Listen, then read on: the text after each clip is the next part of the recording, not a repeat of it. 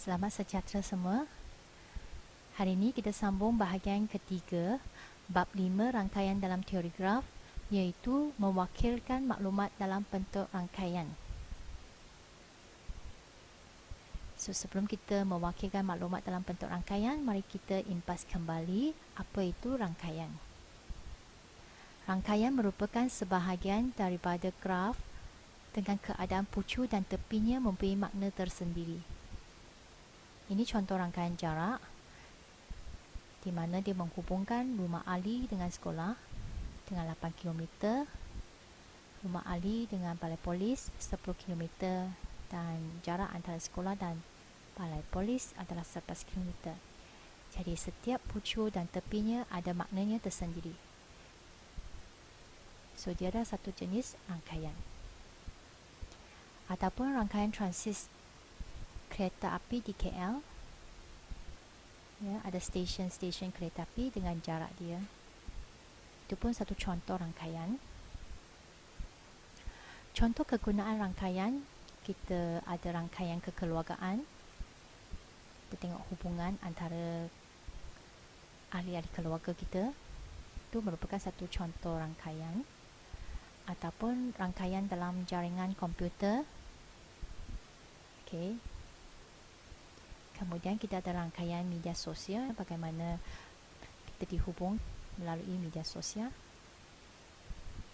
Ini contoh rangkaian struktur bilian ataupun ini rangkaian silatan makanan. So, antara ini adalah contoh kegunaan rangkaian. Mari kita lihat bagaimana kita nak tukarkan maklumat yang diberi dalam bentuk rangkaian. Contoh 15, buku teks anda muka surat 144. So di sini diberi satu jadual dengan nama murid dan permainan dia. Okey. Jadi kita nak tukarkan maklumat yang diberi ini dalam bentuk rangkaian. So mula-mula kita kena pasti yang mana merupakan pucuk dan yang mana merupakan tepi dalam rangkaian. So di sini permainan mewakili pucuk, nama murid mewakili tepi. So, pucuk sama dengan jenis permainan. Kita ada bilangan pucuk 6. Tepi, iaitu nama murid, kita ada bilangan tepi 6. So, mula-mula kita lukiskan pucuk dia dan labelkan nama permainan. Kemudian kita hubungkaitkan pucuk itu dengan tepi. So, dan dilabelkan Edmund untuk tepi dia. Kemudian kita hubungkan sepak takraw dengan bola sepak oleh tepi Azwan. Dan kita boleh hubungkan catur dengan bola sepak dan labelkan tepi itu sebagai Rajan. Kemudian ada catur dan bola jaring. Kita labelkan tepi dia sebagai Aina. Dan badminton dan bola jaring tepi Maria, dan akhir sekali bola jaring dan bola tampar tepinya Jenny. So lengkaplah rangkaian ini. So mari kita lihat satu soalan dalam praktis kendiri 5.1D buku teks anda muka surat 145. Di sini jadual 1 dan 2 di atas menunjukkan nama dan jarak 6 tempat di negeri Perak. Okey. Nama tempat dan diwakili oleh pucuk. So Raja 1 ini menunjukkan graf. Raja 1 ini menunjukkan graf yang tidak terarah, yang tidak lengkap. Mengkaitkan 6 tempat tersebut. So soalan pertama A, lengkapkan Raja 1 dengan melukis satu graf tak terarah dan berpemberat. So jarak di sini merupakan tepi dia, merupakan pemberat dia. Okey, mari kita lihat bagaimana kita lengkapkan graf tak terarah ini. Okey. So kita ada raja seperti yang diberi. Ya. So sekarang kita lengkapkan, kita semak dengan pucuk, pasangan pucuk dia. KS dengan M. Okey, tidak dikaitkan lagi, jadi kita buat satu garis ataupun kita buat tepi untuk hubungkan KS dan M. Pucu KS dan M. Cikgu gunakan warna merah untuk membezakan penambahan tepi yang tertinggal. Lepas tu KM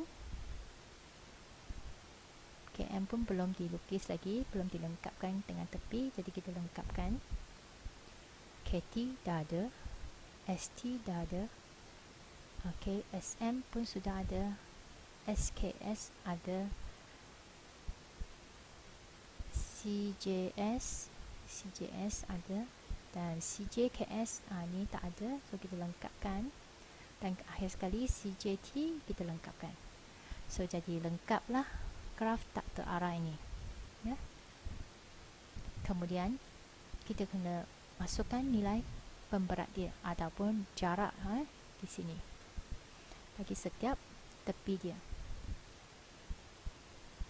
Jadi terjawablah soalan bahagian A. Mari kita lihat soalan bahagian B. Lukis satu pokok berpemberat minimum dengan keadaan setiap tempat hanya dilalui sekali sahaja. So kita lihat, ini adalah graf tak terarah yang kita lukis di bahagian A tadi. So sekarang nak lukis satu pokok berpemberat minimum. So kita akan buangkan tepi yang membawa pemberat yang banyak lah. So tepi 15 cikgu buangkan, tepi 11 cikgu buangkan, tepi 8.4 cikgu buangkan, dan tepi 5.9 cikgu buangkan. So di sini terbentuklah satu pokok 6 pucu dengan 5 tepi. Okey, so ini adalah satu pokok berpemberat minimum yang cikgu lukis. Kemudian kita kira C, berapakah jumlah minimum pokok yang anda lukis. So kita kira jumlah minimum pokok itu. So kita jumlahkan semua pemberat, kita dapat 31.6 km. Okay, itu caranya kita nak menyelesaikan soalan. Kemudian mari kita lihat SP 5.1.5, iaitu menyelesaikan masalah yang melibatkan rangkaian. Okey, soalan dalam praktis kendiri 5.1E, muka surat 147, buku teks. So ini adalah jadual penerbangan yang ditunjukkan. Encik Masfi ni dia bekerja di Kulai, dia nak melawat keluarganya di Miri pada setiap hujung minggu. So ini jadual penerbangan dia. So hari Jumaat, hari Sabtu, ini masa dia dan ini harga tiket dia. Okey, kita kaji dulu. Kemudian soalan kata, tentukan penerbangan yang paling murah dari Johor Bahru ke Miri. Mari kita lihat bagaimana kita nak tentukan penerbangan yang paling murah dengan rangkaian. So ini jadual cikgu keluarkan. Contoh penyelesaian.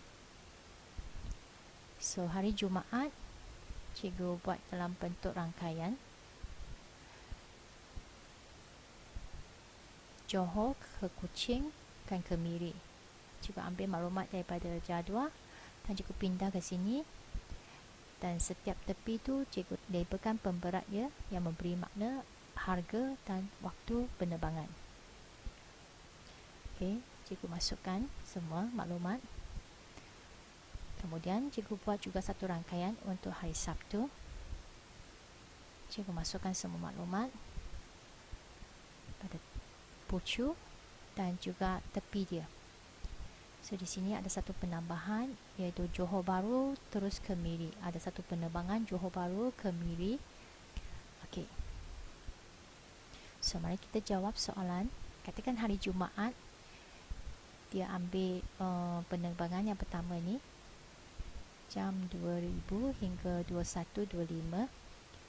Kemudian disambung dengan penerbangan Kuching ke Miri. Okey, kita akan dapati jumlah harga penerbangan di sini adalah RM273.30. Penerbangan yang murah pada hari Jumaat, ya, kalau bandingkan dengan penerbangan yang kedua ni. Kemudian hari Sabtu, kita tengok hari Sabtu penerbangan yang murah yang kita boleh dapat ialah RM174 ni dan campur dengan RM64.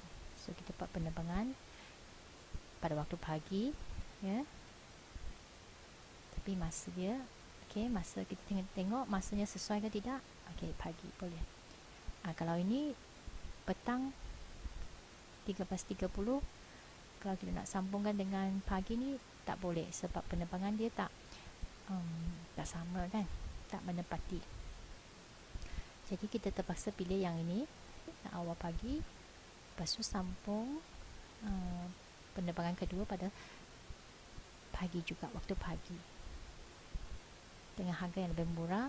Kalau bandingkan 84 dengan 64, kita pilih 64 lah sebab lebih murah sikit. Tapi masanya dia kena tunggu lama sikit lah. So di sini harganya adalah RM238.30. So antara dua penerbangan ini, penerbangan yang paling murah dari Johor Bahru ke Kuching ialah pada hari Sabtu jam 6.05 hingga 7.30. Seterusnya dari Kuching ke Miri jam 11.45 hingga 12.50 dengan kosnya RM238.30. So itu pilihan penerbangan paling murah dari Johor Bahru ke Miri. Soalan B, dia nak tentukan penerbangan yang paling sesuai, ya, dipilihnya. So mari kita lihat penerbangan terbaik dari Johor Bahru ke Kuching, ya, ialah pada hari Jumaat. Cikgu pilih yang hari Jumaat, iaitu jam 2000 hingga 21.25. Seterusnya dari Kuching ke Miri 21.55 hingga 23,000 dengan kos RM273.30. Okey, kenapa berikan justifikasi anda? Kerana walaupun harga tiket ini adalah RM35 lebih mahal daripada penerbangan pada hari Sabtu, tetapi Encik Maswi dapat meluangkan masa yang lebih bersama keluarga di Miri jika dia ambil penerbangan pada hari Jumaat. Jadi ini adalah penerbangan yang terbaik untuk Encik Maswi. Itulah contoh penyelesaian untuk soalan seperti ini. Sekian, terima kasih dan selamat belajar untuk bab 5 rangkaian dalam teori graf.